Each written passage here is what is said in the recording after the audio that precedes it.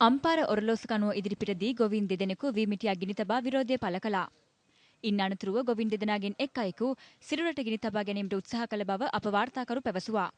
එහෙත් පොලිස් නිලධාරීන් එය වැළැක්වූ ආකාරය අප කැමරාවේ මෙලෙස සටහන් වුණා.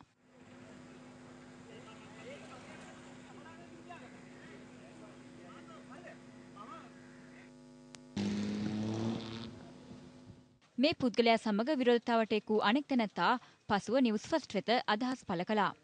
මේ අද යන වී මිලත් එක වී කිලෝ 66 මිටියක් වී මේ ලොරි වලින් ඇවිල්ලා 66 මිටියක් රුපියල් 17,050ත් අතර මේ බෝල දිග කියන නාඩු දිග කියන වී ගන්නවා. සම්බ කියන ඒවා සාමාන්‍යයෙන් ඒ දවස්වල රුපියල් 28ට 29ට ගත්ත වී දැන් ඒවා රුපියල් 22 දක්වා වැහලා ඒක රුපියල් 1500ක වගේ මිටියක් වෙනවා 66කට.